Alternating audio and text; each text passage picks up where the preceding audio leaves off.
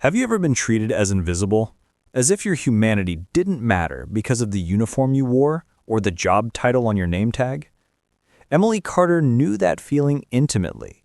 For 3 years, she stood behind the marble front desk of the Grandmont Hotel, greeting the wealthy, the powerful, the entitled. She smiled through their condescension, absorbed their cruelty, and maintained her professionalism even when they treated her as less than human. But on one particular night, one guest pushed too far, and within 24 hours, Emily would prove that the person you step on today might be signing your fate tomorrow. Quick pause. Before we continue, tell us, where in the world are you watching from? If you're enjoying these stories, make sure to hit subscribe, because tomorrow's episode is absolutely mind-blowing. The lobby of the Grandmont Hotel existed in a state of perpetual twilight elegance. Soft amber lighting reflected off Italian marble floors, while crystal chandeliers cast prismatic patterns across walls adorned with contemporary art worth more than most people's homes. The air carried the subtle scent of imported orchids and old money, a combination that spoke of exclusivity and privilege. Emily Carter had worked the front desk for exactly 3 years, 2 months, and 17 days. Not that she was counting obsessively, but the number held significance she couldn't yet share with anyone. At 28, she had developed the particular skill set required of luxury hotel receptionists, the ability to be simultaneously present and invisible, attentive yet unobtrusive, professional in the face of any provocation. Her black uniform was always impeccable, her auburn hair pulled back in a neat bun, her posture perfect. She had learned early in her tenure that appearance mattered in this world, not for her own sake, but because guests judged the hotel by every detail, including whether the staff met their exacting standards of presentability. Tuesday nights were typically calm at the Grandmont. The weekend rush had passed, and the midweek business travelers hadn't yet arrived in force. Emily had just finished checking in a pleasant elderly couple from Boston when she noticed a shift in the atmosphere.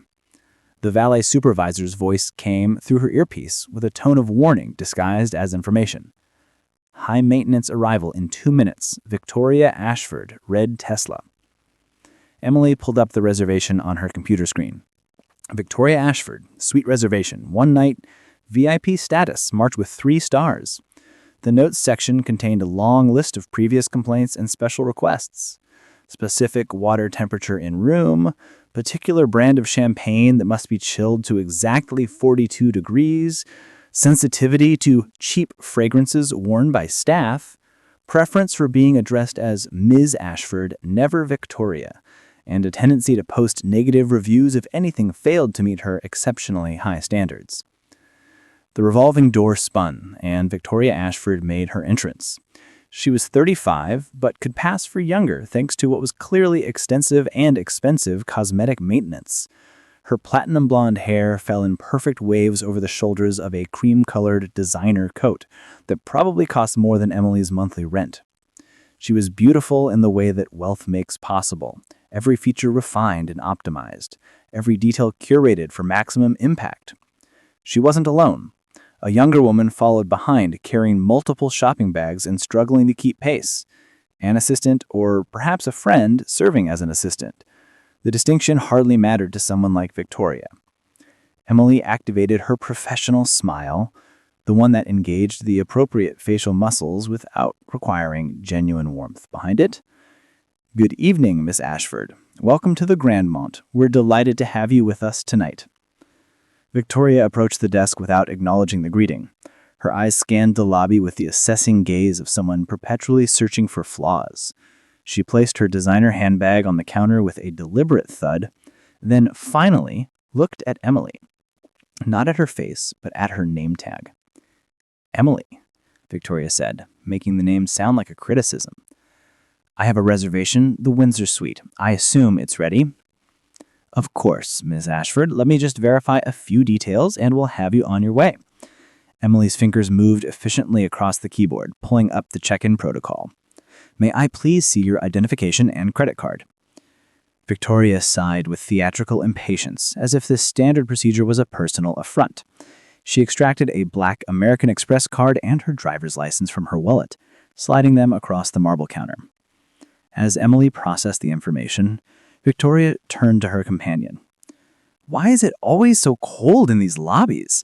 You'd think a hotel charging these prices could manage basic climate control?" Her voice carried, intended for everyone within earshot to hear. Emily maintained her expression. "I apologize if you're uncomfortable. Would you like me to have a shawl brought to you while we complete the check-in?" "I'd like you to complete the check-in faster," Victoria replied, pulling out her phone. "I have a very important charity event tomorrow night, the one being held in your ballroom, and I need time to rest. This day has been absolutely exhausting." Emily continued the process, her movements practiced and efficient. Then the computer screen flickered, just for a moment, but enough to interrupt the transaction. The hotel's reservation system, usually reliable, was experiencing one of its rare technical glitches. The loading symbols spun on the screen. "Is there a problem?" Victoria's tone sharpened. "Just a momentary delay with our system, Miss Ashford. It should resolve in just a moment." Emily kept her voice calm, but she could feel the situation shifting. She had been here before, standing on the edge of a guest's patience, hoping technology would cooperate before that patience evaporated completely. The screen continued loading. 10 seconds, 20, 30. Victoria's face transformed from mild annoyance to active displeasure. "This is unacceptable. Are you telling me you can't even complete a basic check-in?" "The system is just experiencing a brief..." Emily started to explain, but Victoria cut her off. "I don't want excuses. I want competence. Is that too much to ask?" She raised her phone, opening her Instagram app. She had 2.3 million followers, a fact she never let service workers forget. "You know, this is exactly the kind of incompetence my followers love to hear about." Emily felt heat rising in her chest, but her expression remained neutral. "I understand your frustration, Miss Ashford. The system should be back online any second now. In the meantime, perhaps you'd like to have a seat in our lounge while I don't want to sit in your lounge. I want you to do your job." Victoria was now recording a video. Her phone camera pointed at Emily. "This is what I'm dealing with at the Grandmont Hotel. 3 years of supposedly 5-star service, and they can't even check in a guest with technical difficulties? And look at the receptionist just standing there, completely useless." The computer screen finally loaded. The entire episode had lasted less than 2 minutes, but Victoria had captured enough footage for a damaging social media post. Emily completed the check-in process with steady hands, printing out the key cards and placing them in their holder. "You're all set, Miss Ashford. The Windsor Suite on the 23rd floor. Our concierge can assist with any..." "Can you not?" Victoria leaned forward, her voice dropping to a venomous whisper that somehow carried further than her normal speaking voice. "That perfume you're wearing is absolutely nauseating. It's cheap and offensive. Don't they have standards for staff presentation here?" Emily wasn't wearing perfume. She never did, specifically because of notes like this in guest profiles. But contradicting Victoria would only escalate the situation. "I apologize if..." "And another thing," Victoria continued, warming to her subject. She raised her voice again, ensuring her performance had an audience. "This is exactly what's wrong with the service industry. They'll hire anyone. They'll put anyone in a uniform and pretend they belong in an establishment like this. But you can't hide poor breeding. You can't teach class to people who don't have it naturally." The words landed like physical blows. Emily stood frozen, maintaining her professional posture through sheer force of will. Around them, the lobby had gone quiet. Other guests were watching. Staff members had paused in their duties. Everyone was witnessing her humiliation. "You know what you are?" Victoria leaned even closer, her eyes glittering with malice. "You're the perfect example of why people like you should never work in places like this. You simply don't have what it takes. You lack the intelligence, the sophistication, the basic competence required." That's when Mr. Douglas appeared. Robert Douglas, the hotel's general manager, had built his career on the principle of guest satisfaction above all else. He was 55, silver-haired, and blessed with the ability to exude authority while simultaneously projecting obsequiousness towards wealthy guests. He had seen the commotion from his office and descended like a well-dressed diplomat entering a war zone. Miss Ashford, he said smoothly, his hands spread in a gesture of conciliation. I'm Robert Douglas, the general manager. I understand there's been some difficulty with your check-in. Victoria straightened, recognizing someone with actual power. Your receptionist was incompetent. The system failed. She couldn't handle basic problem solving. And quite frankly, I'm appalled that someone so clearly unsuited for this position represents your hotel. Mr. Douglas didn't even glance at Emily. I sincerely apologize for any inconvenience. Please allow me to personally ensure the rest of your stay is flawless.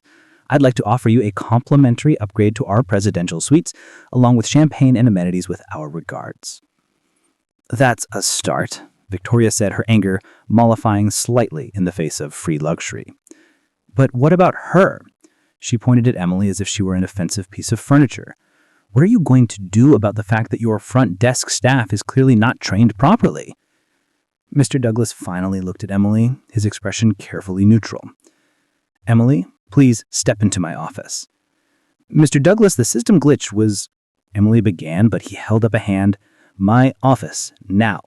He turned back to Victoria with a smile. I assure you, Miss Ashford, we take all guest feedback very seriously. This will be addressed immediately. Victoria picked up her keycard, satisfied. She had wanted blood, and she was going to get it. I certainly hope so. I'd hate to have to share my experience on social media. My followers trust my recommendations about where to stay and where to avoid. The threat was clear. One bad review from Victoria Ashford could cost the Grandmont thousands in lost bookings. Emily followed Mr. Douglas through the elegant corridors behind the front desk, past the administrative offices, to his corner office with its view of the city lights. She had been here before, for performance reviews, always positive. She had never been summoned here like this, in disgrace, while still on the floor during her shift. Mr. Douglas closed the door and moved behind his desk. He didn't invite her to sit. Emily, he began, his voice tired. You've been with us for 3 years. Your performance has generally been acceptable. But tonight was a disaster. The system glitched, Emily said, keeping her voice level. I handled it professionally. I apologized and tried to... You don't understand, Mr. Douglas interrupted. It doesn't matter what actually happened. What matters is that Victoria Ashford, who has 2 million followers and significant influence in luxury circles, feels that she was poorly served. She could destroy a reputation with a single post. So I'm being blamed for a technical failure? For being verbally abused by a guest? Emily felt her professional composure beginning to crack. Mr. Douglas rubbed his temples. I understand you're upset, he said, though his tone suggested he didn't understand at all. But you need to develop thicker skin in this industry. Wealthy guests can be demanding. That's part of the job. Demanding is one thing. Cruel is another. Mr. Douglas sighed. Here's what's going to happen. I'm going to issue you a formal written warning. It will go in your personnel file. Consider this your final warning, Emily. One more incident like this and I'll have no choice but to terminate your employment. The unfairness of it hit Emily like a wave. She had done nothing wrong. She had handled an impossible situation with grace under fire. And now she was being punished because a bully with money and followers demanded it.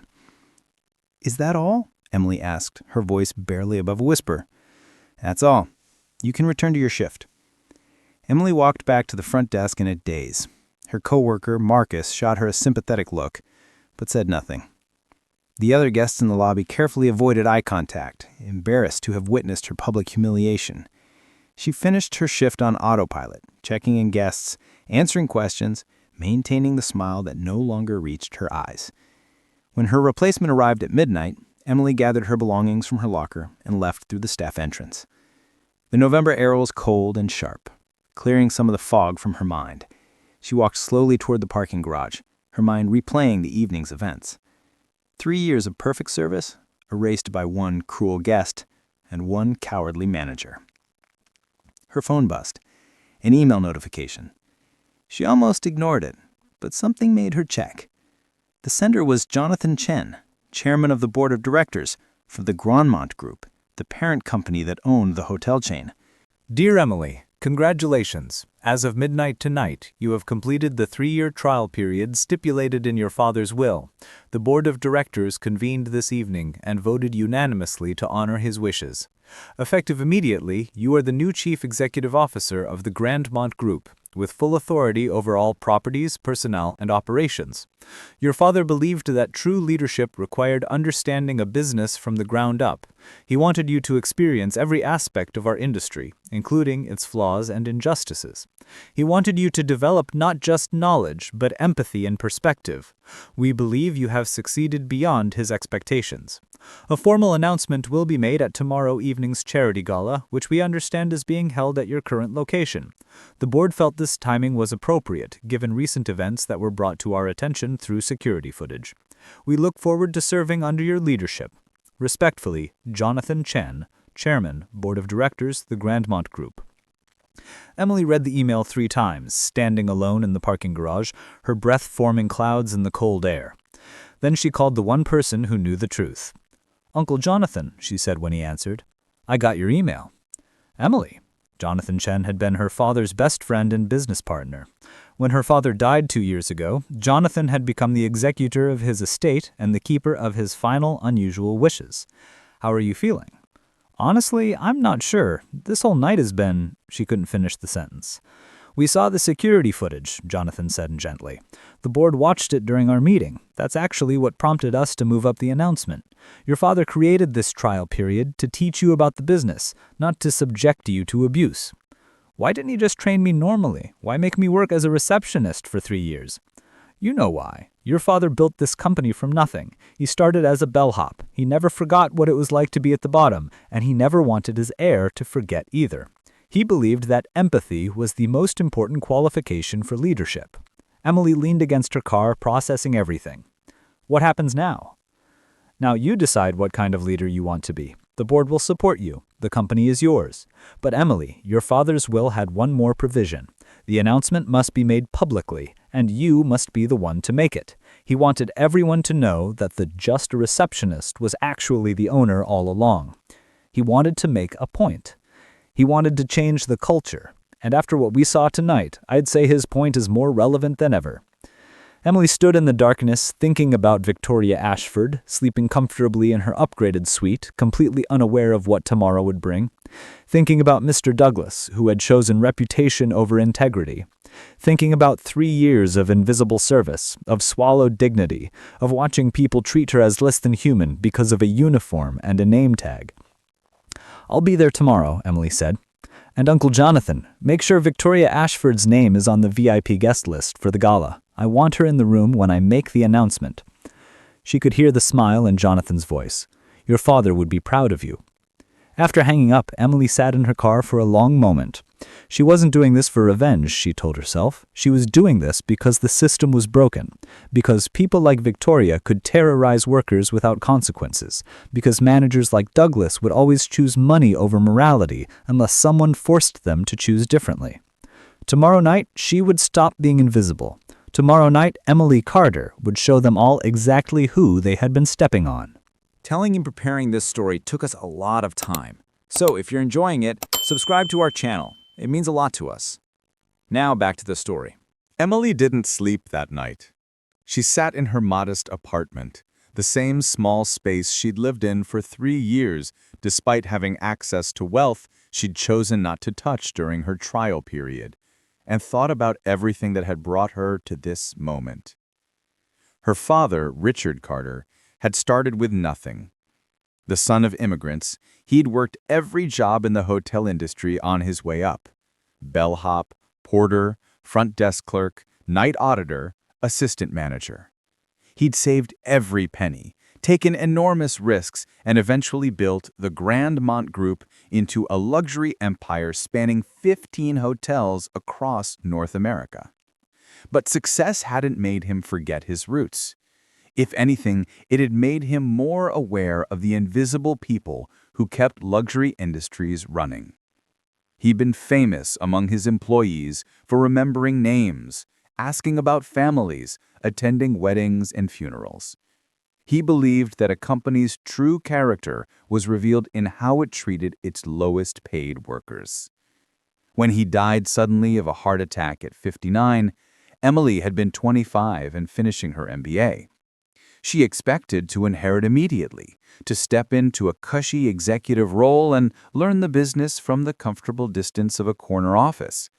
Instead, his will had contained the surprise requirement: 3 years working in an entry-level position at one of the hotels, living on that salary alone, with her true identity known only to the board of directors. Only after completing this trial period would she inherit control of the company. At first, Emily had been angry. It felt like her father didn't trust her, didn't think she was capable. But as the years passed, she began to understand his wisdom. She had learned lessons no MBA program could teach. She had seen the gap between corporate policy and ground-level reality.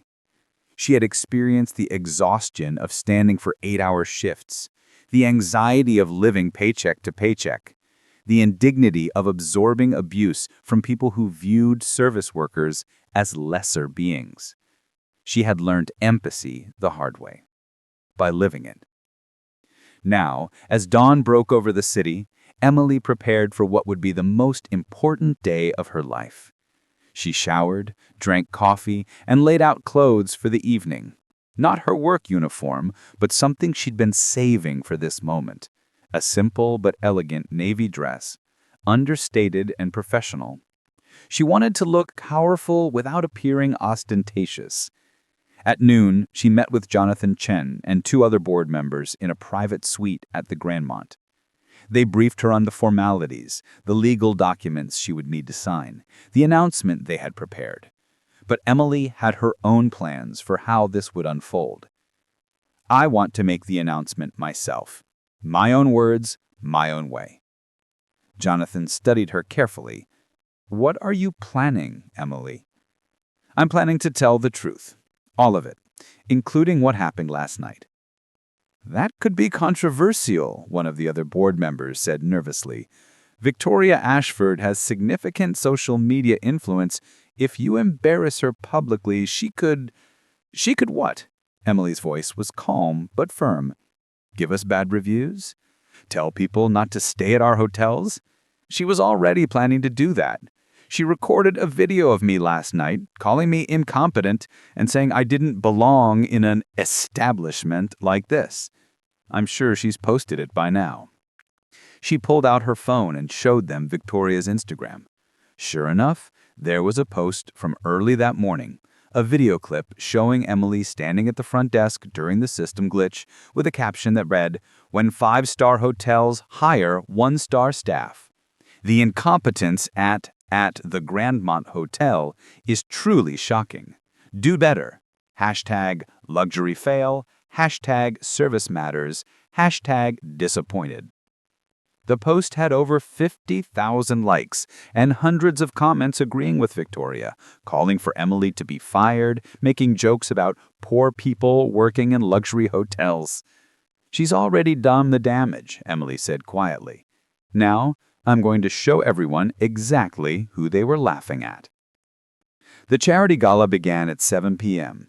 The Grandmont's ballroom had been transformed into an elegant wonderland of soft lighting, floral arrangements, and carefully curated ambiance. 500 of the city's most influential people would attend. Business leaders, politicians, celebrities, philanthropists, and social media influencers. The event was raising money for children's literacy programs, a cause her father had supported passionately. The irony wasn't lost on her. All these wealthy people gathering to feel good about helping the less fortunate, many of them having built their wealth by stepping on people exactly like the receptionist they'd ignored in the lobby. Emily arrived through a back entrance at 6:30, wearing her navy dress and minimal jewelry. She looked elegant but not extravagant, powerful but not flashy. Jonathan and the board members were waiting for her in a private suite adjacent to the ballroom. "Ready?" Jonathan asked. "Almost. Is she here?" Victoria Ashford checked in about 20 minutes ago. She's already in the ballroom, taking pictures. Emily smiled slightly. Perfect. And Mr. Douglas? Also present. He doesn't know about the announcement yet. Good. Let's keep it that way. At precisely 7:30, after the cocktail hour had concluded and guests had found their assigned seats, Jonathan Chen took the stage. The room gradually quieted, the gentle roar of conversation fading to attentive silence. Good evening, everyone. Thank you for joining us for this important cause. Before we begin tonight's fundraising program, the Grandmont Group has a significant announcement to make. In the audience, Victoria Ashford was only half listening, more focused on ensuring her photographer captured her best angles. At a table near the back, Mr. Douglas sat with other hotel management, wondering why he'd been summoned to attend what usually was just a corporate sponsorship event. 2 years ago, we lost our founder and visionary Richard Carter. His death left us not only grief-stricken, but also uncertain about the future of our company. However, Richard had prepared for this eventuality with characteristic foresight and wisdom. Now people were fully attentive. Business transitions were always interesting in wealthy circles. Richard believed that true leadership required more than business school education or inherited wealth. He believed it required understanding, empathy, real experience at every level of our industry. He paused for effect. Therefore, Richard's will contained an unusual requirement for his heir. Before assuming control of the Grandmont Group, this person was required to work for 3 full years in an entry-level position at one of our hotels, living on that salary alone, with her true identity known only to the board of directors. Only after completing this trial period would she inherit control of the company. Murmurs of surprise rippled through the ballroom. This was unexpected. I am pleased to announce that this trial period has been completed. Ladies and gentlemen, it is my honor to introduce the new Chief Executive Officer of the Grandmont Group, Emily Carter. The spotlight swung to the side entrance. Emily walked out, her posture confident, her expression serene. For a moment, there was only confused silence. Very few people in the room recognized her. She had been invisible for 3 years, exactly as planned. But Victoria Ashford recognized her. Even in the dim lighting, even with Emily out of uniform, she knew exactly who was walking onto that stage. The color drained from her face. Mr. Douglas recognized her too. He half stood from his seat, then sat back down heavily, his expression transforming from confusion to horror to sick realization. Emily took the microphone from Jonathan. She looked out at the sea of faces, wealthy, powerful, privileged faces, and began to speak. Thank you, Jonathan. Good evening, everyone. Most of you don't know me, but I've known many of you for 3 years. I've checked you into this hotel. I've answered your questions about restaurant reservations and theater tickets. I've called cars for you, held your luggage, and listened to your complaints about the weather or the thread count of your sheets. The ballroom was completely silent now. Every person was riveted. My father designed this trial period because he had worked those same jobs. He knew that running a hotel company from a boardroom was different from understanding what happens in the lobbies, the kitchens, the housekeeping floors. He wanted me to see the gap between our corporate values and the daily reality our employees face. Emily's voice remained calm, but there was steel underneath. Last night, I experienced something that unfortunately was not unusual in my 3 years here. A guest berated me publicly for a computer system glitch that was beyond my control. She called me incompetent. She said I lacked intelligence and sophistication. She implied that people like me don't belong in places like this. Victoria Ashford was trying to sink into her chair, her face bright red. People at nearby tables were glancing at her, putting the pieces together. She recorded a video of me and posted it on social media, encouraging our millions of followers to mock me, to agree that I should be fired, to laugh at the poor person who dared to work in a luxury hotel. Emily held up her phone, showing Victoria's Instagram post on the screen. The large monitors around the ballroom displayed it as well. When I tried to handle the situation professionally, she escalated. And when the hotel manager arrived, he didn't ask what had actually happened. He didn't verify the facts. He didn't defend his employee who had done nothing wrong. Instead, he chose to protect the hotel's reputation by placating the wealthy guest. He issued me a formal written warning, my final warning, actually. One more incident and I would be terminated. Mr. Douglas looked like he wanted to disappear. Several people at his table were staring at him with open disgust. I tell you this story not because I want sympathy or revenge. I tell you this because it represents a systemic problem in our industry and in our society. We have created a culture where wealth equals power equals the right to treat other humans as disposable, where managers are so afraid of bad reviews that they'll sacrifice their employees' dignity to appease a bully with money and followers. Emily's voice grew stronger. This ends today. Effective immediately, the Grandmont Group is implementing a zero-tolerance policy for guest abuse of staff.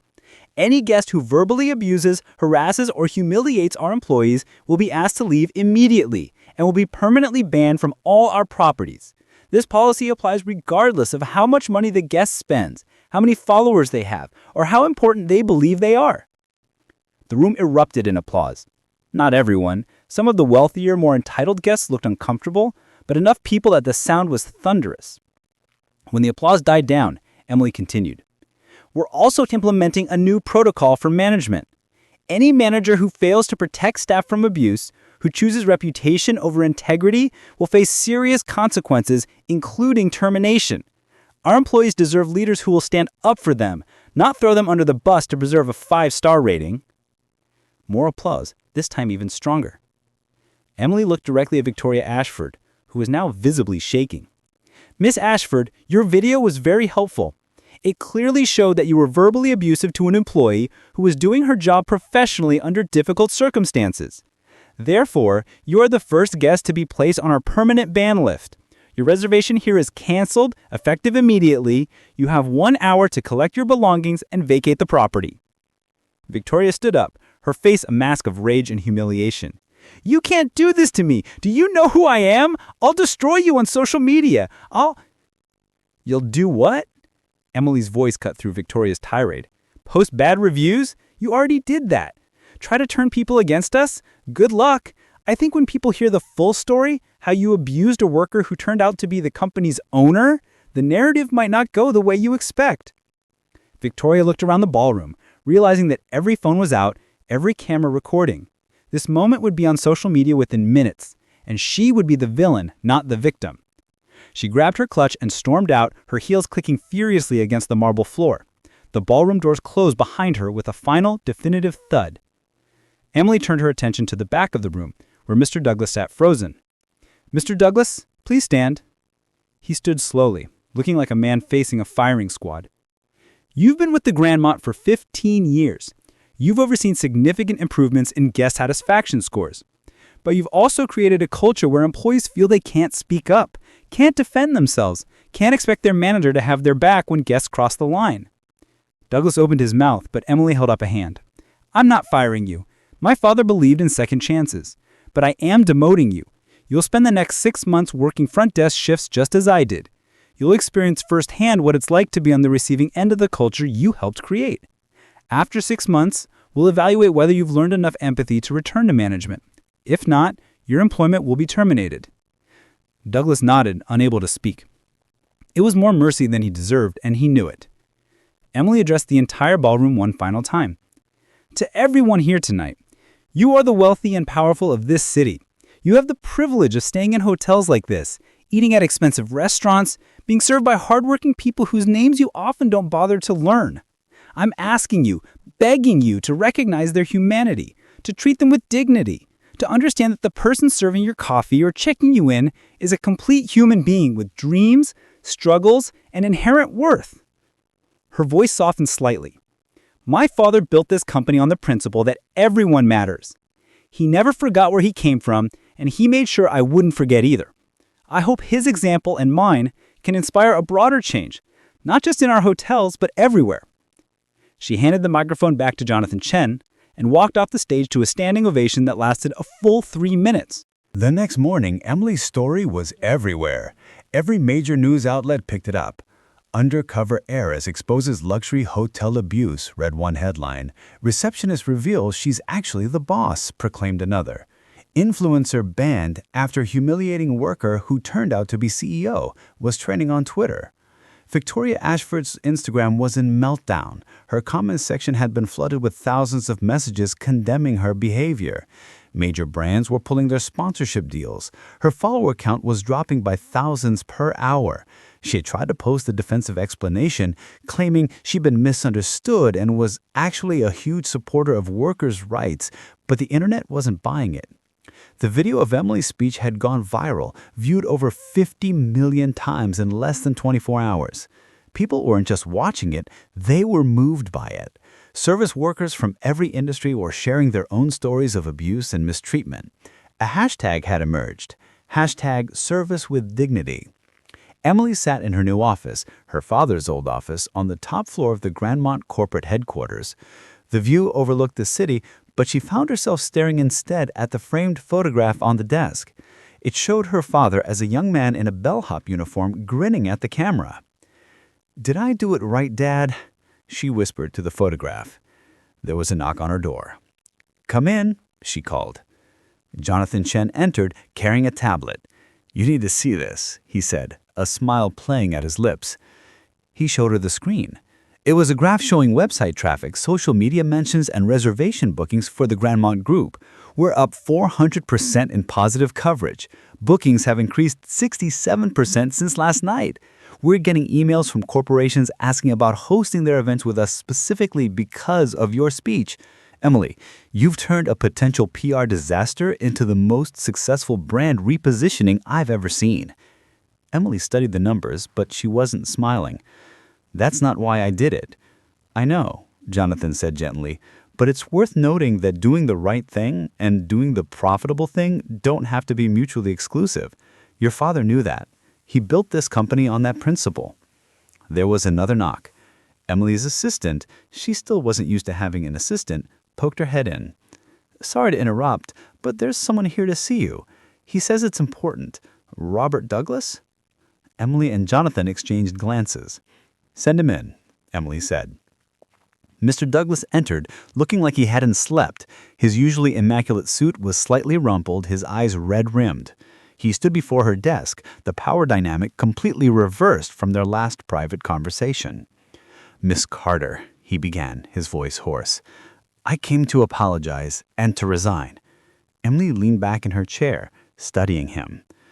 "I already told you last night, you're not fired, you're being reassigned." "I know what you said, but I can't." He paused, struggling with the words. "I can't accept your mercy. I don't deserve it.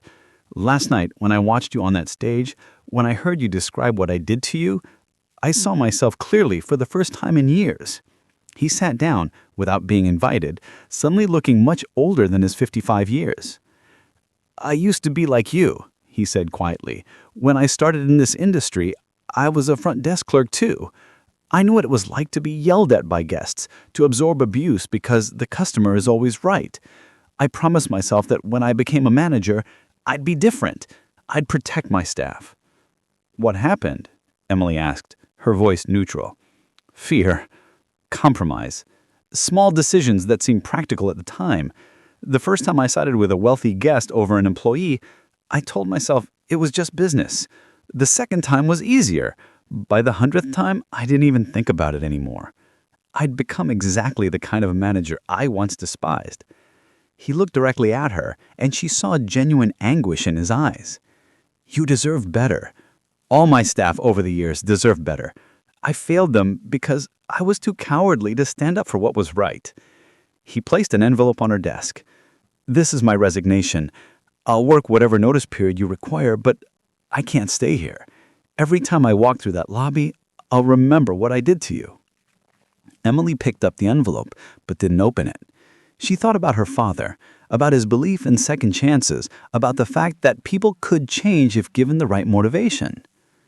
"Mr. Douglas, do you know why my father made me work as a receptionist for 3 years?" He shook his head. He wanted me to understand that everyone deserves dignity.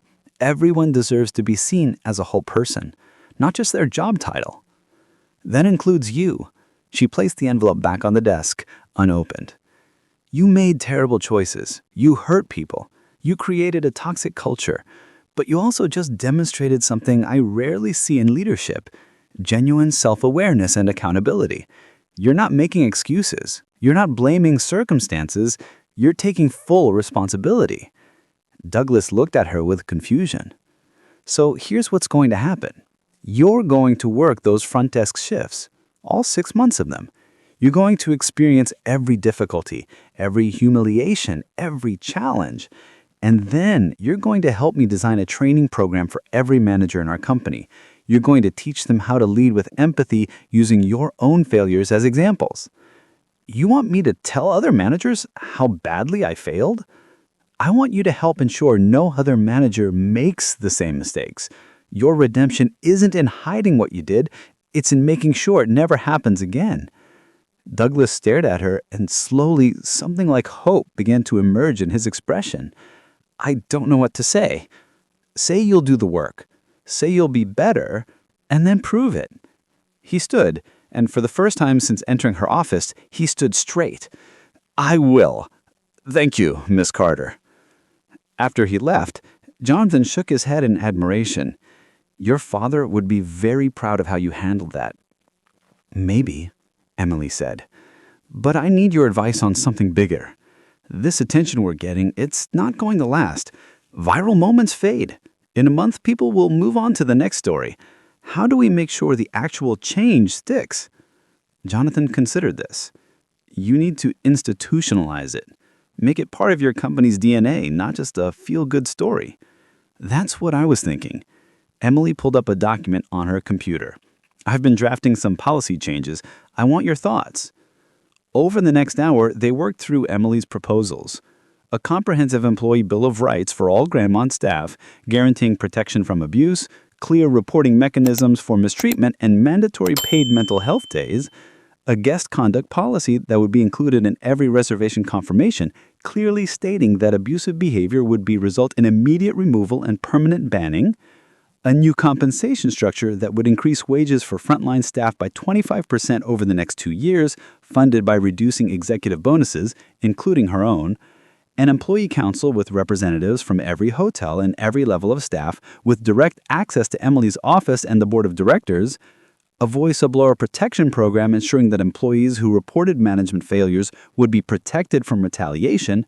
And an annual rotation program where every executive, including Emily herself, would spend 1 week per year working a frontline position at one of their properties.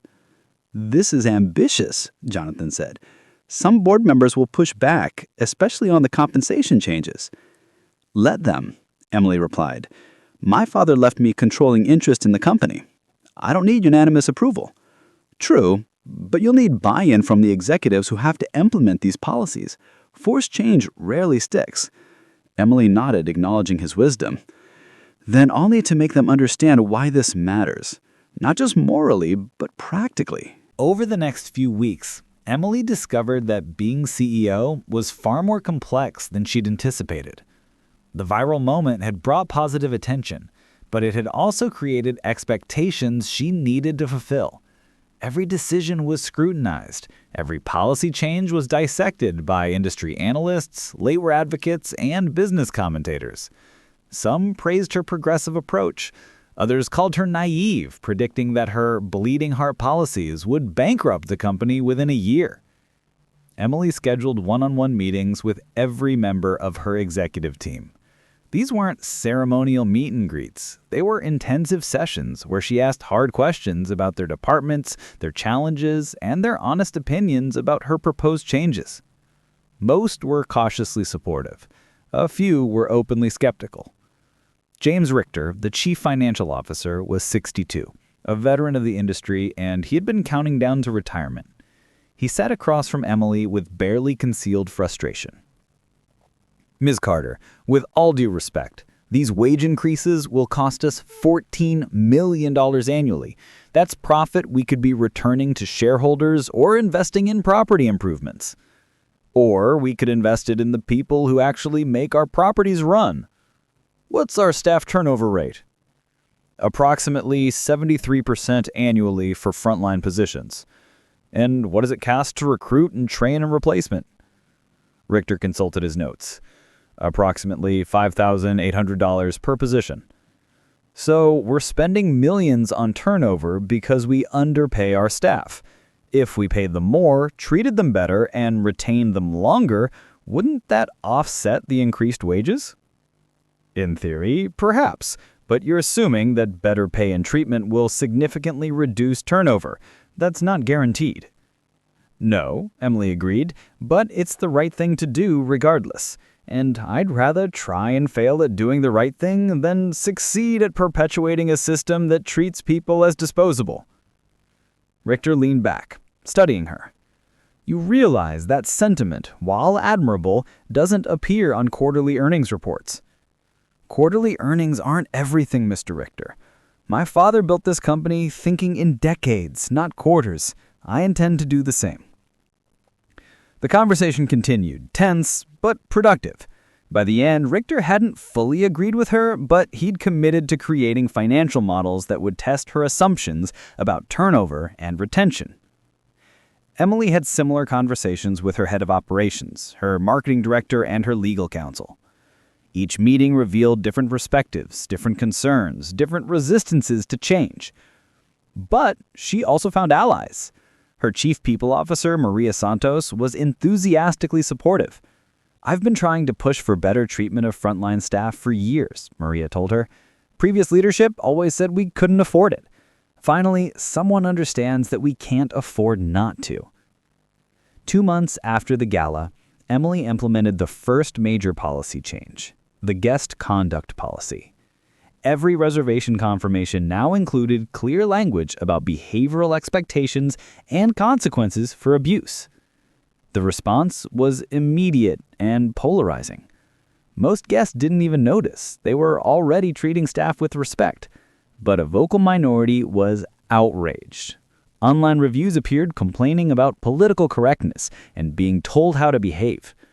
Several wealthy regulars canceled their standing reservations, declaring they would take their business elsewhere. Emily's executive team watched nervously as negative reviews accumulated. But something else was happening too. Applications for jobs at Grandmont Properties increased by 340%. The quality of applicants improved dramatically. People wanted to work for a company that would protect them. Guest reviews began to mention staff by name more frequently. Our friend desk clerk Maria was so helpful and genuinely seemed happy to be there. The housekeeping staff were friendly and efficient. You can tell they actually enjoy working here. The staff themselves transformed. Without the constant stress of potential abuse, they engaged with guests more authentically. Smiles were genuine rather than forced. Service improved because employees weren't operating in survival mode. 3 months after implementing the policy, customer satisfaction scores had increased by 12%. Staff turnover had dropped by 31%. And despite the loss of some high-spending but abusive guests, overall revenue was up 8%. In a board meeting, James Richter presented these numbers with visible surprise. I have to admit, Ms. Carter, the data supports your approach. Treating employees better is proving to be profitable.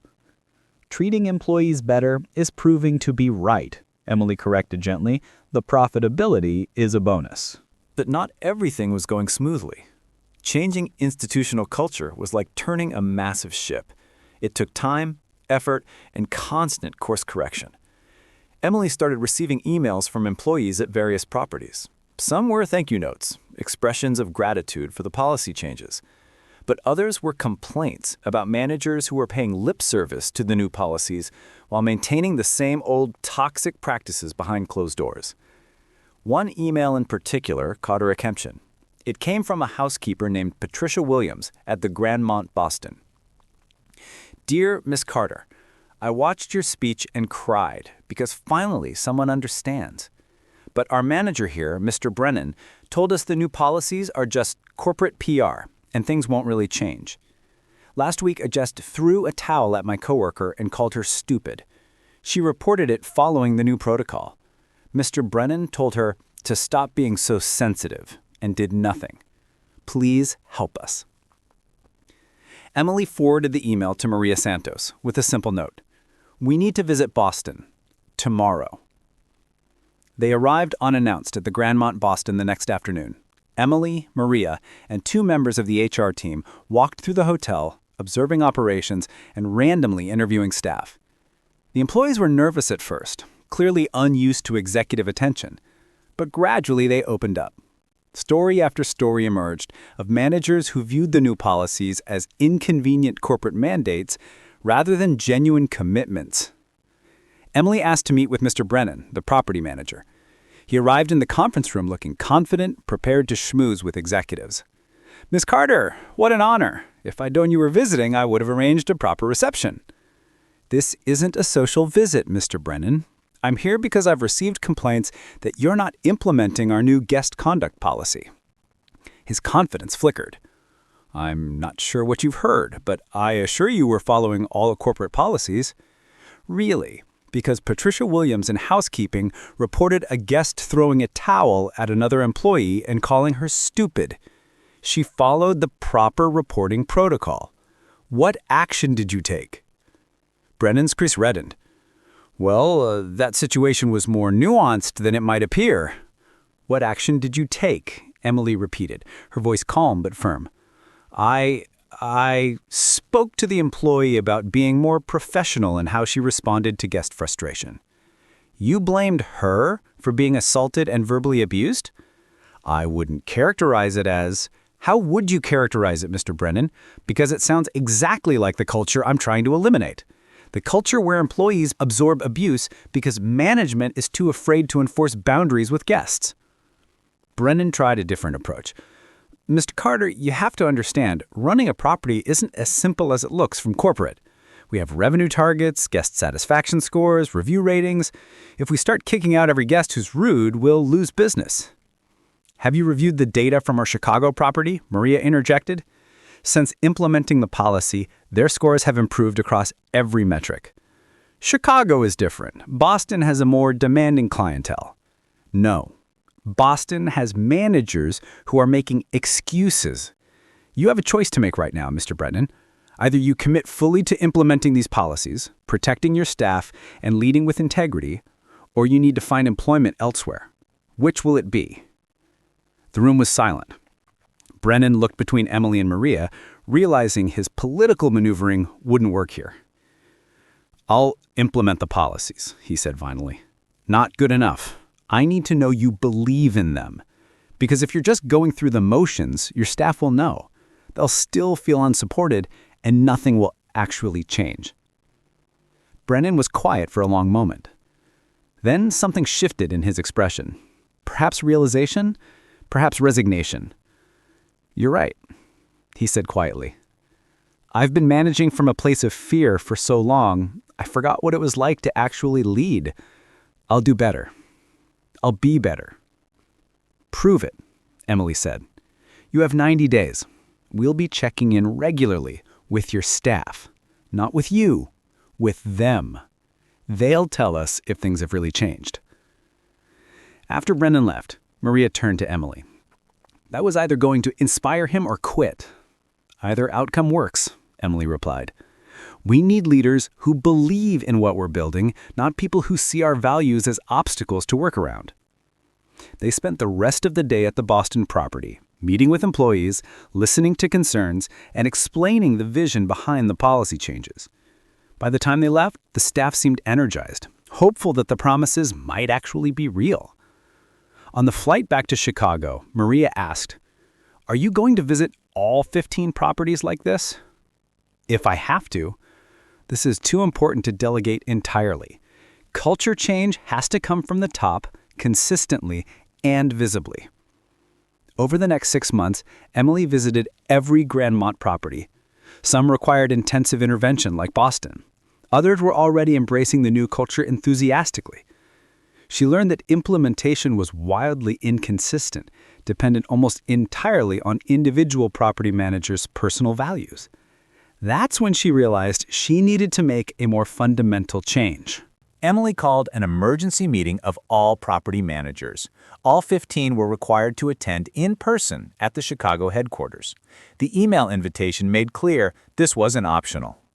They gathered in the large conference room, a mix of ages, backgrounds, and attitudes. Some looked excited, others nervous, a few openly resentful about being pulled away from their properties. Emily stood before them without notes or slides. She wanted this to be personal, direct, and completely honest. Thank you all for coming. I know it's disruptive to leave your properties, but what I need to say can't be communicated in an email or video call. I need you to hear it directly from me, and I need to see your faces when you respond. She paused, making eye contact with several managers. 6 months ago, I stood in front of a ballroom full of people and told them about being humiliated by a guest, about being failed by my manager, about learning that the values we claim to hold meant nothing when they came into conflict with revenue. Several managers shifted uncomfortably. Since then, I've visited all of your properties. I've spoken to hundreds of employees, and I've learned that we have a serious problem. Not everywhere, but in enough places that I can't ignore it. She began pacing slowly, her voice steady and clear. Some of you have embraced our new culture wholeheartedly. Your employees feel protected and valued. Your guest satisfaction scores are improving. You're proving that treating people with dignity is not only morally right, but practically effective. A few managers sat up straighter, recognizing themselves in this description. But some of you are sabotaging everything we're trying to build. You're telling your staff that corporate policies are just PR. You're making excuses for abusive guests. You're managing from fear rather than leading with courage. The room was completely silent now. Here's what I need you to understand. This is not a temporary initiative. This is not a feel-good campaign that will fade when the public attention moves on. This is who we are now. This is who we're going to be permanently. And if you can't align with that, you need to leave. Emily stopped pacing and stood at the front of the room. I'm implementing a new evaluation system for all managers. 50% of your performance review will be based on traditional metrics, occupancy rates, revenue, efficiency, but the other 50% will be based on employee feedback. Your staff will anonymously rate your leadership, your support, your commitment to our values, and those ratings will directly impact your compensation and your continued employment. Murmurs of surprise rippled through the room. Additionally, every manager will be required to work one frontline shift per month at their own property, front desk, housekeeping, room service, whatever is needed. You'll wear the same uniform as your staff, you'll be supervised by your department heads, you'll experience firsthand what it's like to be on the receiving end of the culture you create. One of the older managers, Frank Chen from the Grandmont San Francisco, raised his hand. Ms. Carter, with respect, we're hired to manage, not to perform hourly duties. Won't this be seen as inefficient use of management time? That's an excellent question, Frank, and here's my answer. If you don't understand the daily reality of your employees' work, how can you effectively manage them? How can you make informed decisions about staffing, training, or policy if you've never actually done their jobs under current conditions?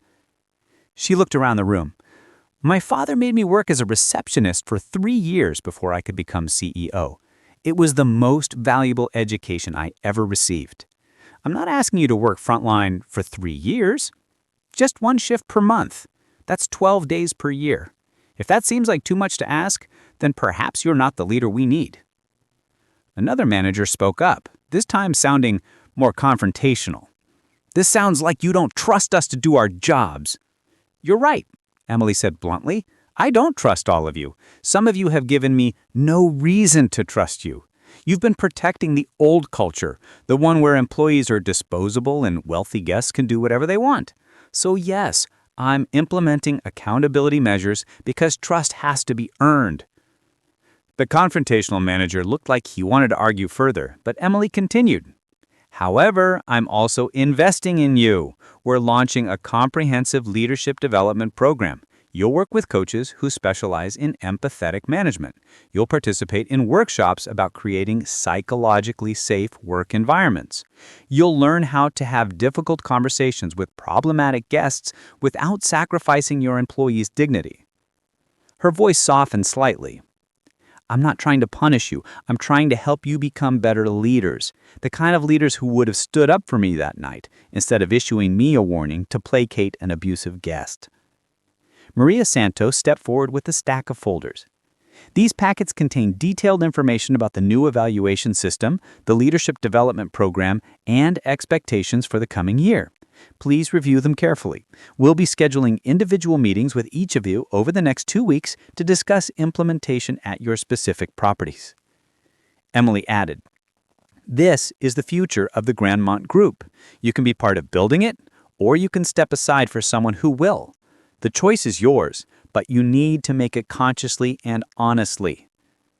The meeting concluded with more questions, some hostile, most genuinely curious. Emily spent another 2 hours in smaller group discussions, addressing concerns and clarifying expectations. By the end of the day, 2 managers had submitted their resignations. Both were properties where Emily had received the most employee complaints. She accepted their resignations without trying to convince them to stay. "They did us a favor," she told Maria as they reviewed the day's outcomes. "Better to have people leave voluntarily than to keep fighting them for the next year." "Agreed, and I think several of the others were genuinely moved by what you said. I saw real reflection happening in that room." Over the following months, the new manager evaluation system revealed patterns. The properties with the highest employee satisfaction ratings also had the highest guest satisfaction ratings and the lowest turnover. It wasn't a perfect correlation, but the trend was clear. Employees who felt supported provided better service. The monthly frontline shift requirement produced unexpected benefits. Managers discovered operational issues they'd never noticed from their offices. They developed genuine relationships with their staff. Several managers later told Emily it was the most valuable professional development they'd ever experienced. The leadership coaching program was particularly transformative. Working with professional facilitators, managers confronted their own biases, fears, and defensive patterns. Many discovered they'd been managing the way they'd been managed, perpetuating dysfunction without even realizing it. Mr. Douglas, who was now 4 months into his 6-month front desk assignment in Chicago, wrote Emily a detailed email about his experience. "Miss Carter, I thought I understood what I'd put you through, but actually doing this work has opened my eyes in ways I couldn't have imagined.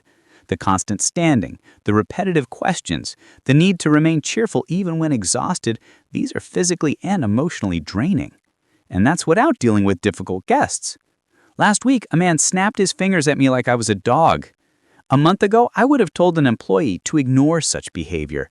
Now I understand viscerally how dehumanizing it feels. I'm learning, slowly but genuinely." Emily shared his email with the full management team as an example of the kind of reflection and growth she hoped to see from everyone. But the most significant challenge came from an unexpected direction.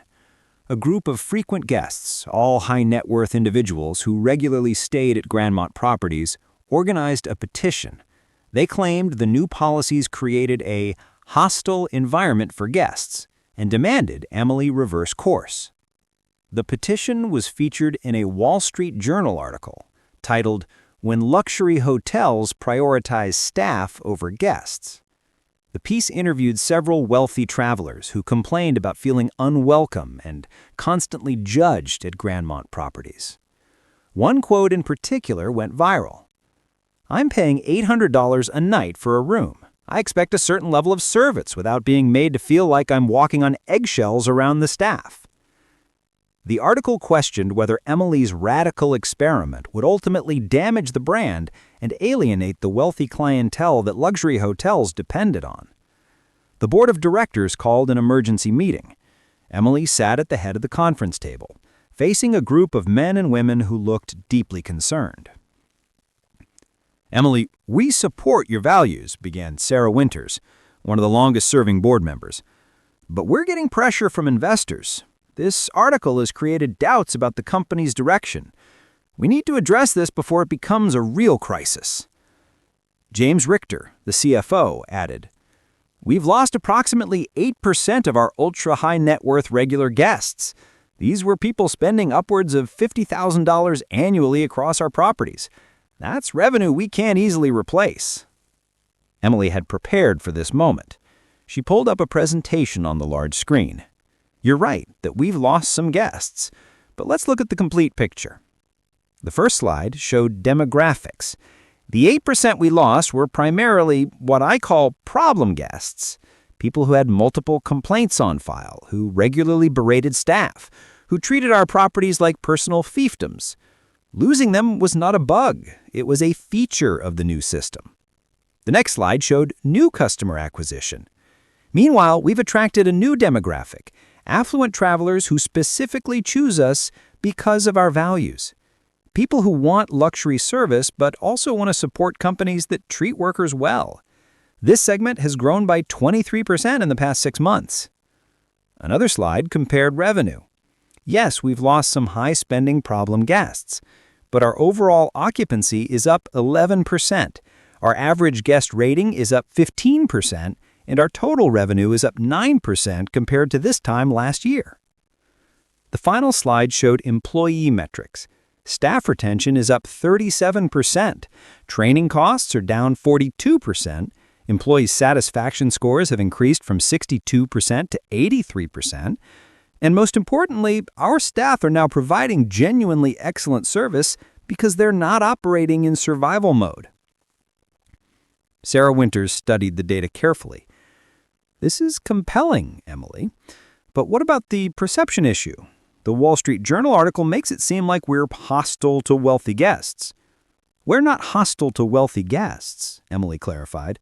We're hostile to abusive behavior regardless of wealth. There's a difference.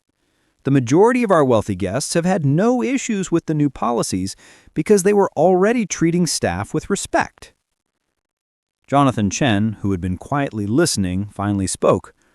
The question the board needs to answer is philosophical, not financial. Do we want to be a company that caters to everyone, including people who abuse our employees? Or do we want to be a company with clear values, even if that means turning away some business? I vote for values, said Marcus Liu, the youngest board member. My daughter worked in hospitality during college. The story she told me about how guests treated her, I would never want any employee of ours to experience that. One by one, the other board members voiced their support. Even James Richter, the initial skeptic, acknowledged that the financial data supported Emily's approach. But, Sarah added, we need to do better at communicating our position. The Wall Street Journal article made us look radical and unreasonable. We need to control the narrative. Emily nodded. I agree. I'm planning to write an op-ed explaining our philosophy. Not defensive, but clear about what we stand for and why. Over the next week, Emily worked on the piece, crafting it carefully with input from her communications team. When it was published in Forbes under the headline, Why the Grandmont Group Chooses Dignity Over Dollars, it sparked a national conversation about worker treatment in service industries. The op-ed laid out Emily's vision. Luxury and dignity were not mutually exclusive. Guests could receive exceptional service while also treating workers as human beings. Companies had a responsibility not just to shareholders, but to employees and society. The race-to-the-bottom approach to labor costs and working conditions was both morally wrong and economically short-sighted. The response was overwhelming. Thousands of service workers from various industries shared the article, adding their own stories.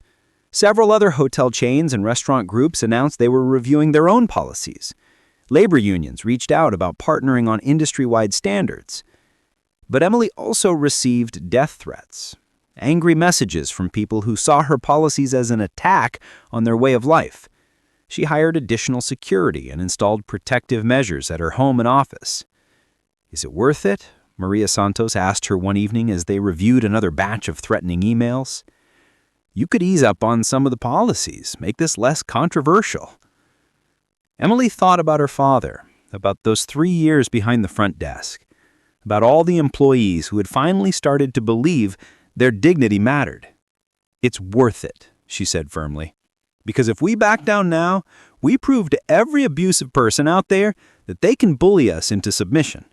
We prove to our employees that their protection is negotiable. I won't do that. 1 year after the charity gala speech, Emily organized a company-wide town hall. every employee from all 15 properties was invited to participate, either in person at regional gatherings or via video conference. It was the first time the entire company would come together this way. Emily stood in the Chicago ballroom, the same room where she'd made her announcement, looking out at hundreds of faces. Thousands more watched on screens around the country. 1 year ago, I stood in this room and told you my story. I told you about being humiliated, about being failed by leadership, about experiencing firsthand how our industry treats its workers. I promised that things would change. She paused, looking around the room. Today, I want to report on whether I kept that promise, and I want to hear from you about what's working, what's not, and what we need to do next. For the next 2 hours, Emily facilitated an open conversation. Employees shared their experiences, some positive, some critical, all valuable. Several talked about managers who had genuinely transformed their leadership style. Others pointed out areas where implementation was still inconsistent. One housekeeper from Miami stood up, her voice shaking with emotion. "Miss Carter, I've worked in hotels for 20 years. This is the first time I've ever felt like my employer actually cares if I go home with my dignity intact. Last month, a guest complained that I wasn't cleaning fast enough. My manager didn't blame me or tell me to work harder. She checked the room assignment and realized I'd been given 3 extra rooms due to call-outs. She apologized to me. A manager apologized to me. I actually cried." A front desk clerk from Los Angeles shared a different perspective. "I appreciate the new policies, but I've had guests tell me they're afraid to ask for anything because they don't want to be seen as demanding. I think we need better communication about what's acceptable feedback versus what's abusive behavior." Emily nodded, taking notes. "That's an excellent point. Can others relate to that experience?" Hands went up around the room and on video screens. The conversation that followed was nuanced and productive, employees helping to refine policies based on real-world implementation. Near the end of the town hall, Mr. Douglas stood up. He'd completed his 6 months at the front desk and had recently been promoted to a training role, helping other managers develop empathetic leadership skills. "I want to say something," he began, his voice carrying to every corner of the room. "Many of you know me, some of you worked under my management, and some of you were hurt by my failures as a leader." The room went quiet. "I spent 6 months working front desk, not as a manager, but as a regular employee. And Miss Carter was right.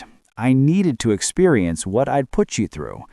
I learned more in those 6 months than in 15 years of management training." He looked directly at Emily. "You gave me a second chance I didn't deserve.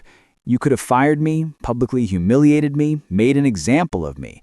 Instead, you gave me the opportunity to learn and grow. I want everyone here to know that I will spend the rest of my career trying to be worthy of that second chance." Several employees applauded. Not everyone, some clearly still harbored resentment, but enough that Douglas looked genuinely moved. After the town hall, Emily met with her leadership team to debrief. They discussed the feedback, identified patterns, and started planning the next phase of improvements. "We're not done," Emily told them. "We've made progress, but culture change is ongoing. We need to stay vigilant, keep listening, and keep improving." Maria Santa smiled. "You sound like your father. He used to say that the moment you think you've perfected your business, you've guaranteed its decline." Emily felt a wave of emotion. She wished her father could see what they'd built, what they were still building. But in a way, she carried him with her in every decision, every policy, every commitment to dignity over convenience. The 1-year anniversary brought another surprise. Victoria Ashford published a blog post titled, "What I Learned from Being Cancelled." Emily almost didn't read it, but Maria convinced her to at least skim it. In the post, Victoria described the past year of her life. How she'd lost sponsorships, followers, and opportunities. How she'd initially been defensive and angry, convinced she was a victim of cancel culture. But how, gradually, she'd started to reflect on her behavior. "I've spent my whole life believing that money and status meant I was better than other people. I treated service workers terribly because I genuinely didn't see them as fully human. They were just part of the scenery of my life, like furniture that could occasionally inconvenience me. Emily Carter didn't just expose my bad behavior. She forced me to confront something much darker, my complete lack of empathy. The fact that I could destroy someone's livelihood over a minor inconvenience and feel justified in doing it. This year has been humbling. I've worked with a therapist. I've volunteered at a food bank, actually serving others for the first time in my life. I've tried to understand why I became the person I was. I'm not asking for forgiveness. I don't deserve it. But I am asking people to learn from my mistakes, to recognize that every person you encounter, the barista making your coffee, the receptionist checking you in, the janitor cleaning your office, is a complete human being worthy of respect and dignity. Emily, if you ever read this, thank you. You could have just destroyed me. Instead, you made it impossible for me to avoid confronting myself. I'm trying to become a better person. I doubt I'll ever fully succeed, but I'm trying. Emily read the post twice. She didn't respond publicly, didn't acknowledge it on social media, but she did send Victoria a private message. Growth is always possible. Keep trying. Victoria never responded, but Emily didn't need her to. The message wasn't about reconciliation. It was about hope. Hope that people could change, that awareness could lead to transformation, that the culture of cruelty wasn't inevitable. 18 months after the charity gala, Emily sat in her office reviewing quarterly reports. The numbers told a story she could hardly believe. The Grandmont Group had just completed its most profitable year in company history. Staff retention was at an all-time high. Guest satisfaction scores exceeded every competitor. The company had been named one of the best places to work by multiple organizations. And perhaps most significantly, 4 other major hotel chains had adopted similar employee protection policies, citing the Grandmont Group as their inspiration. The ripple effect extended beyond the hospitality industry. Restaurants, retail stores, and service companies across the country were implementing dignity policies for their workers. Labor rights organizations were using Emily's story as a case study in their advocacy work. Business schools were teaching her approach as an example of stakeholder capitalism done right. But Emily's proudest moments weren't in the quarterly reports or the industry recognition. They were in the small, personal interactions that happened every day across her properties. Like the email she received from a front desk clerk in Seattle. Today, a guest yelled at me because his room wasn't ready at 11 a.m., even though check-in is at 3 p.m. My manager came over immediately, calmly explained the policy to the guest, and told him that yelling at staff was unacceptable. The guest apologized to me. To me. I almost cried. Thank you for making this possible. Or the handwritten note from a housekeeper in Boston. I'm 52 years old, and I've been cleaning hotel rooms since I was 19. This is the first job where I feel like my boss sees me as a person, not just a pair of hands. My daughter just started college. I never thought I'd be able to help her. But with the raise you gave us, I can. Thank you for changing my life. These stories accumulated in a folder Emily kept in her desk. On difficult days, when board members questioned a decision, or when implementing new policies felt overwhelming, she would read through these notes and remember why it mattered. Jonathan Chen visited her office one afternoon, carrying a leather portfolio. "I have something to show you," he said, settling into the chair across from her desk. He opened the portfolio to reveal a letter, yellowed with age, in her father's handwriting. "Your father gave this to me the week before he died. He made me promise not to give it to you until you'd been CEO for at least a year. He wanted you to have time to find your own leadership style before reading his thoughts." Emily took the letter with trembling hands. Her father's familiar script covered 2 pages. "My dearest Emily, if you're reading this, then you've completed the trial period and taken the helm of the company I spent my life building. More importantly, you've experienced what I experienced all those years ago. The invisible indignity of service work, the constant erosion of self-worth, the feeling of being less than because of the uniform you wear.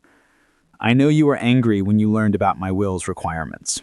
You probably thought I didn't trust you, didn't believe you were ready. But Emily, I always knew you were brilliant and capable. What I didn't know was whether you would lead with empathy or efficiency, with compassion or calculation.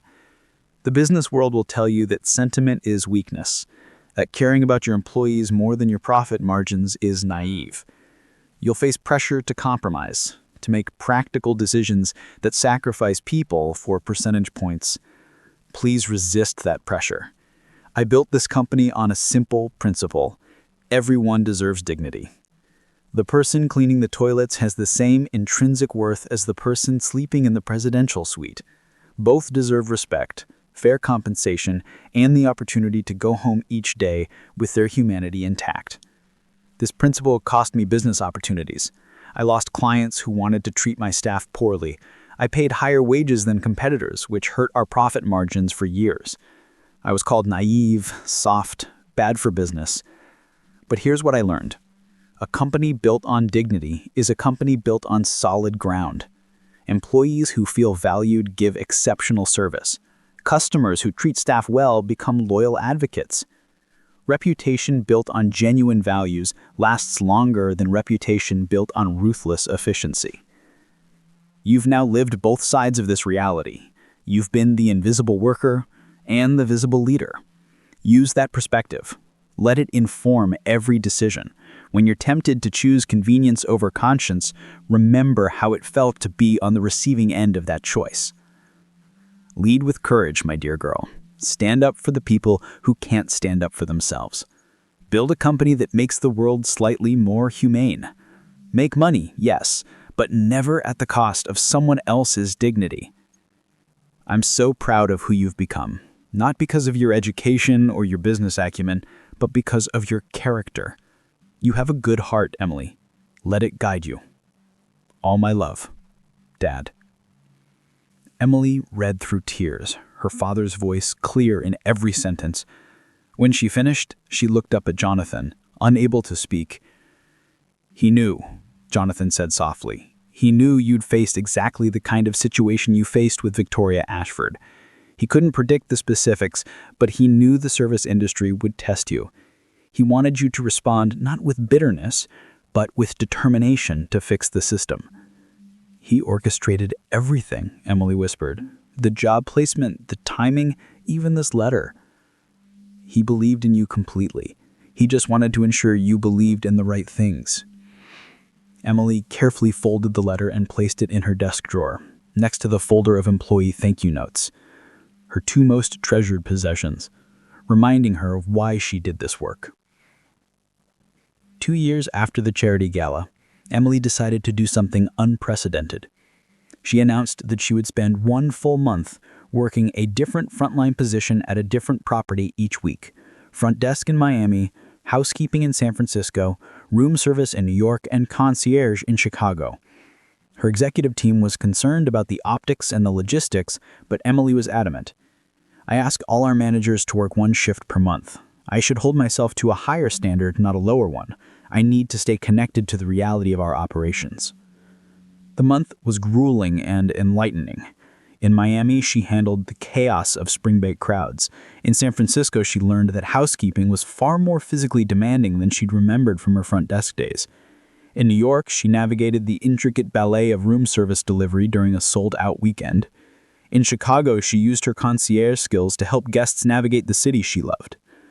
Each week brought new insights. She discovered inefficiencies in scheduling software, identified gaps in training programs, and saw firsthand where policies looked good on paper but fell apart in practice. But more than the operational insights, she reconnected with the human side of the business. She worked alongside people who reminded her why this all mattered. Single mothers working 2 jobs to support their kids, immigrants building new lives through hard work, young people starting careers and deserving better than she'd initially received. At the end of the month, during a company-wide video call, Emily shared her experience. I thought I understood our operations because I'd worked front desk for 3 years, but that was years ago, and only in one department. This month showed me how much I still have to learn, how much we all have to learn. She detailed specific changes she was implementing based on what she'd observed. Better scheduling flexibility for parents, improved equipment for housekeeping, streamlined processes for room service, and enhanced training for guest interaction. But the most important thing I learned is that our policies are working. Not perfectly, not everywhere, but genuinely. I worked alongside people who felt protected, valued, and empowered. People who took pride in their work because they knew their employer took pride in them. That's what we're building. That's what makes all the challenges worth it. 3 years after the charity gala, Emily stood once again in the Grandmont Chicago's ballroom. The annual charity event had become a tradition, but this year felt different. The ballroom was filled with current employees, alumni who'd moved on to other opportunities, and industry colleagues who had adopted similar policies at their own companies. It was a celebration not just of charity, but of change. Emily took the microphone, looking out at faces that now felt like family. 3 years ago, I stood in this room and told you a story of humiliation and injustice. Tonight, I want to tell you a story of transformation. She shared the numbers.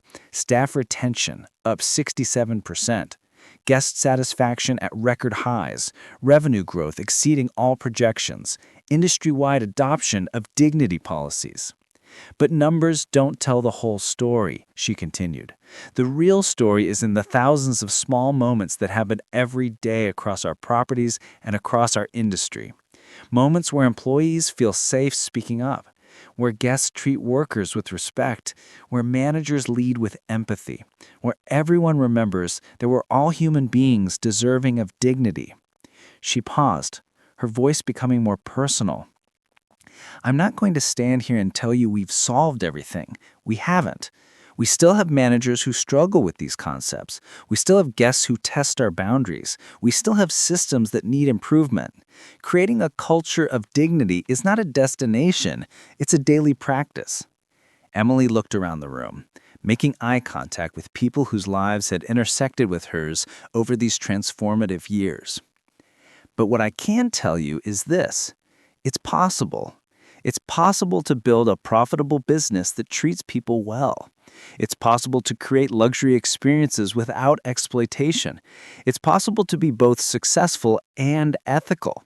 We've proven it, and we're going to keep proving it, day after day, decision after decision. She held up her father's letter, which she'd brought with her. My father wrote that a company built on dignity is a company built on solid ground. 3 years ago, I wasn't sure if that was naive optimism or hard-won wisdom. Today, I know it's wisdom, because we're standing on that solid ground together. The ballroom erupted in applause, not the polite applause of a formal event, but the genuine, enthusiastic applause of people who felt part of something meaningful. After the speeches concluded and the formal program ended, Emily found herself surrounded by employees wanting to thank her, to share their stories, to tell her what the changes had meant to them. One young woman, a new hire at the front desk, approached nervously. "Miss Carter, I just started working here last month. This is my first job in hospitality. My orientation included watching your speech from 3 years ago. I just wanted to say, I've never felt so certain that I chose the right company." Emily smiled, remembering her own first days at that same front desk. "What's your name?" Sarah Martinez." "Well, Sarah, welcome. Welcome to the Grandmont family. And please, if you ever experience anything that conflicts with our values, I want to hear about it directly. My door is always open." Sarah's eyes widened. "You really mean that?" "I really mean that, because you're not just the new front desk clerk. You're Sarah Martinez, a complete person with inherent worth and dignity. Don't ever let anyone make you forget that." As Sarah walked away, beaming, Emily felt her father's presence somehow. She'd honored his legacy not by perfectly maintaining what he'd built, but by taking his principles and pushing them further, deeper into places he'd perhaps only dreamed they could reach. Late that night, after the gala ended and the ballroom emptied, Emily stood alone in the quiet space. She walked to the front desk, now staffed by the night shift, and watched the receptionist efficiently handling a late check-in. The young man behind the desk was professional, friendly, and confident. Confident in a way Emily hadn't been during her 3 years in that role, because he worked in an environment that protected him rather than exposed him. "Can I help you with anything, Miss Carter?" he asked when he noticed her watching. "No, thank you. I'm just remembering." He smiled, understanding in his eyes. I heard you used to work this desk. I did. 3 years that changed my life. Well, thank you for everything you've done. It matters. Emily nodded, feeling the weight and lightness of those words. It matters. That's all any of us really want, to know that our work matters, that our struggles have meaning, that our dignity is worth protecting. She took the elevator to her office one last time that night. Tomorrow would bring new challenges, new decisions, new opportunities to either uphold her values or compromise them. But tonight she could sit with the knowledge that she'd kept her promise, to her father, to her employees, to herself. The city lights sparkled below her window. Thousands of buildings filled with thousands of people, workers and managers, servers and guests, the visible and the invisible. Each one a complete human being, each one deserving of dignity. Emily had learned that lesson the hard way, standing behind a marble desk in a uniform that made her invisible. Now she had the power to make sure fewer people had to learn it that same way. She had transformed her humiliation into a movement, her pain into purpose, her invisibility into influence. But more importantly, she'd helped create a world where the next Emily Carter, the next person working tirelessly in a service role, absorbing daily indignities, might be treated with the respect she had to fight for. That was the real victory, not the profit margins or the industry awards or the viral moments. The victory was in the incremental, daily choices to prioritize humanity over convenience, dignity over dollars, people over profit. It wasn't revolutionary. It was simply remembering something too often forgotten. Everyone matters. Everyone deserves respect. Everyone's dignity is worth protecting. 3 years ago, Emily was powerless. Today, she wielded considerable power. But the most important lesson wasn't about the reversal of fortune. It was about using power to protect those who didn't have it, to amplify voices that weren't being heard, to build systems that served everyone, not just those at the top. As she prepared to leave her office, Emily noticed a new email notification. It was from a housekeeper at the Grandmont, Denver, someone she'd never met. Dear Miss Carter, today a guest thanked me by name and told me I did an excellent job. It seems small, but I've been doing this work for 11 years, and I can count on one hand how many times that's happened. Thank you for creating a place where people see me, where I'm not invisible anymore. It means everything. Emily smiled, saved the email to her special folder, and turned off her office lights. Tomorrow, she would wake up and continue the work. Because creating a culture of dignity wasn't a one-time achievement. It was a daily commitment, a constant choice, an ongoing practice of remembering that every human being, regardless of their job title or tax bracket, deserves to be treated with respect. She had learned that lesson wearing a uniform and a name tag, absorbing the casual cruelty of people who saw her as less than. Now she spent every day ensuring that fewer people would have to learn it the same way. And that, finally, was enough. The end. Up next, 2 more incredible stories are waiting for you right on your screen. If you enjoyed this one, you won't want to miss these. Just click to watch and don't forget to subscribe.